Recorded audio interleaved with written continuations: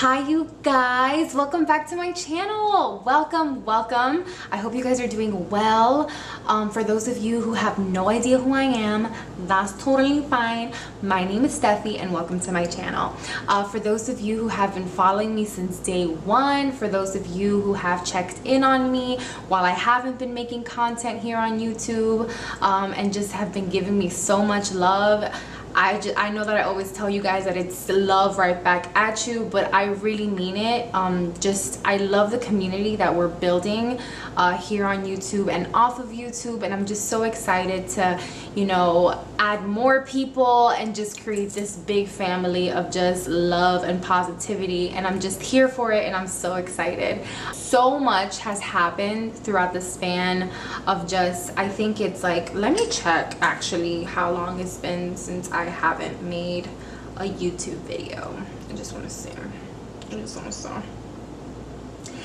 Damn!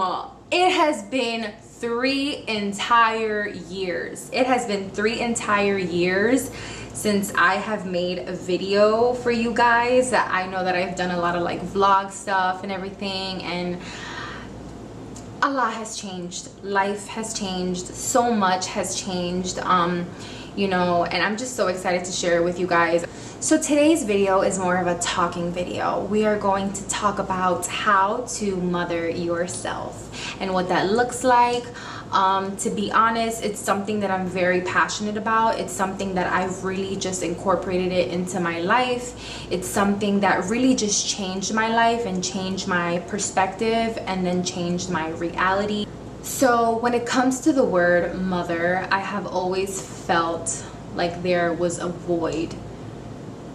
I always felt like it was a trigger word for me, because I never really had the best just mentality around that word.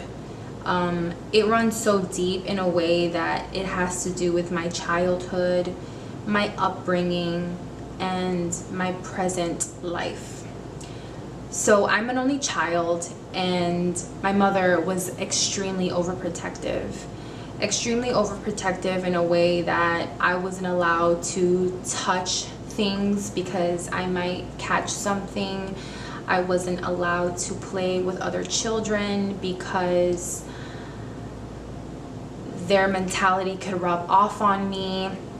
I wasn't allowed to just do a lot of things because of the fear of what would happen to me. Later on in my life, when I got to high school and I started just maturing and I started to grow older, I then tried to look at it from a different angle. And I tried to look at it in an angle of like, you know what, if I talk to my mother about my life, if I tell her about things that are going on in my life, maybe I can bring her closer to me. But unfortunately, that was not the case. It was always she was worried, she was anxious, she was angry that I would not fit her standards. She wanted me to dress a certain way, act a certain way, be around certain people. So I felt very, very caged in. Fast forward to actually 3 years ago, when I stopped recording YouTube, because truthfully, it was a lot. I was going through a lot. My mother found out that my truth is that I'm in love with a woman, and I am so in love with this person. I am so happy with this person. I feel like this is my truth. I feel like I'm living my happiness. My mom was not with it. My mom just hated the thought of me even more.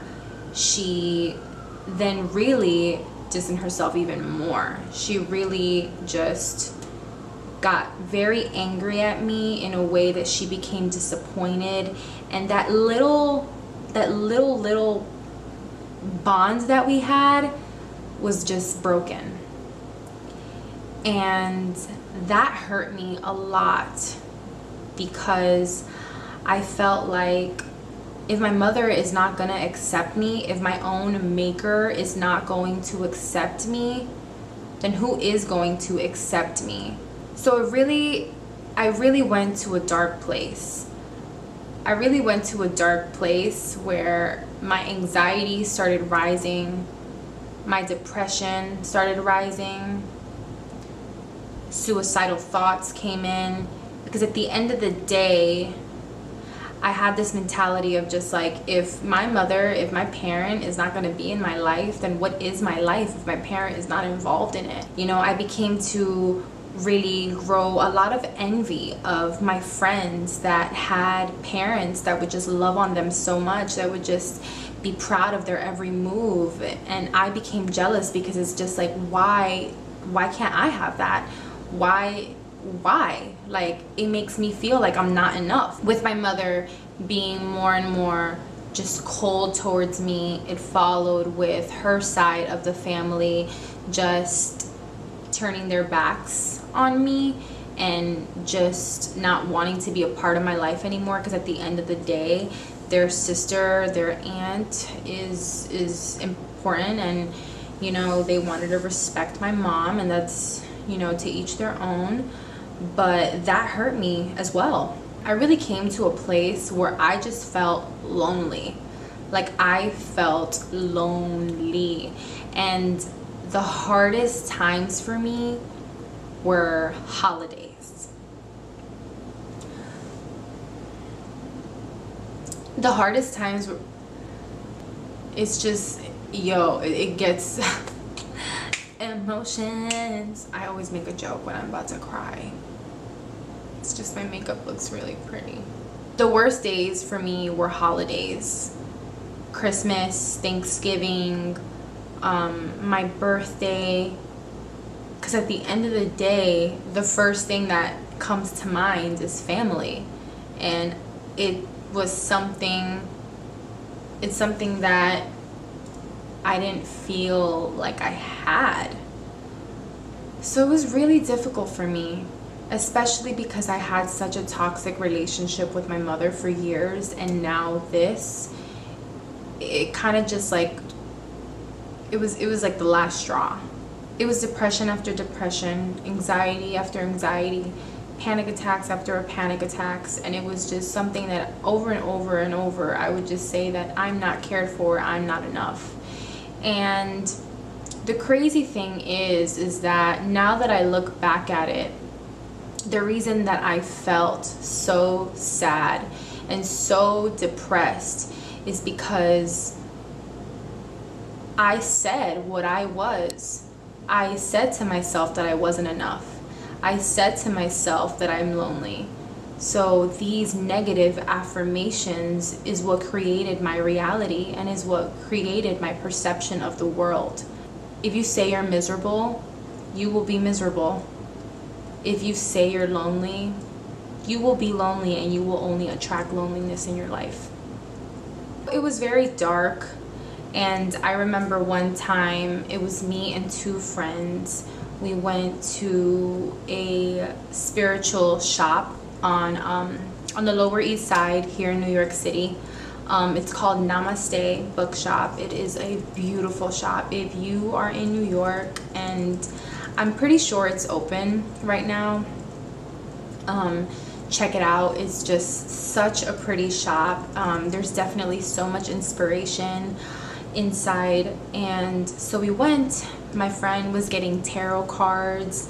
My other friend was getting a calendar, I believe. And when they were doing their own thing in the shop, I was like, well, okay, like, you know what, like, I'm really bored being depressed because at the end of the day, it's like I cry and cry every day. I'm anxious and anxious. I'm panic attack after panic attack after panic attack. Like, I want something new. You know, I was annoyed with myself because I hated my company. This caught my eye. It's called Work Your Light Oracle Cards by Rebecca Campbell, artwork by Danielle Noel. And this caught my eye because spirituality has always been a part of my life, a part of my family, it's always been an interest of mine, but I've never really taken it seriously. So I was like, oracle cards, like, how cute is that? Like, first of all, the box is cute. And just the thought of like work your light, I have no light in me, so yeah, I want that. I had alone time to myself. I opened them up. I remember I lit up a candle because I was just like, you know what, like let me just change things up. And it comes with a little booklet, which I love. It's a guidebook, so if you don't know what the heck it is, it just explains it. It explains it in depth of what this is. Like, let me just read one sentence so you can kind of see what this is about. These cards were created to help you have a direct dialogue with your soul and the soul of the universe. Yeah, I like that. I lied. I'm gonna read two sentences. You are the oracle, and you can go direct to source. The work Your Light Oracle is designed to help you increase your connection with your intuition, clearly hear the whispers of your soul, align your life to who you are at a soul level, and tap into the field of consciousness where all wisdom resides. Heck yeah. These are the cards, right? And I remember I just started shuffling them because I'm like, yeah, I feel cute right now. Like, this is so cute. Yes. This card came out. Look how beautiful this card is, first of all. The artwork, crazy, okay? The artwork is beautiful. This card is called Star Mother. It has roses over her. It looks like the mother of Jesus. It gives me mother vibes, just protector vibes, just like nurturing vibes. Just that energy is what I got from the card. And on the bottom it says, how can you mother yourself? When I read that, I was like, what? Like, what does that even mean? How do you mother yourself? I don't know. But then I'm like, let me relax. I'm mad aggressive. Do I mother myself? The first word that automatically, obviously, that jumped out to me was mother.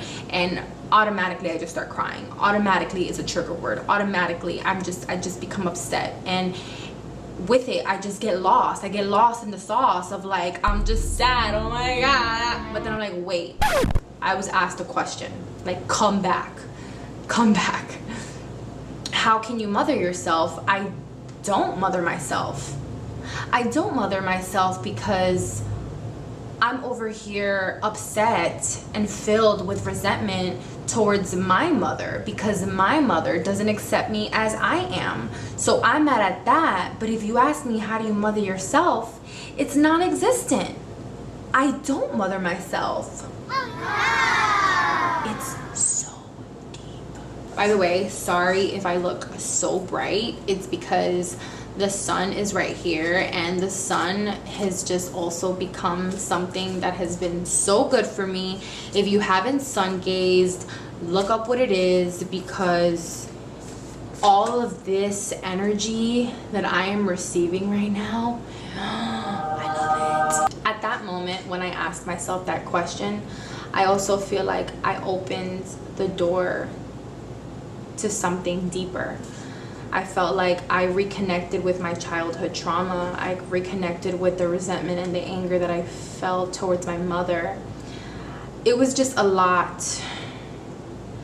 But it was also a lot because I realized that I was looking for the love, and I couldn't even define love for myself because I wasn't pouring absolutely I wasn't pouring into my soul and into my heart at all.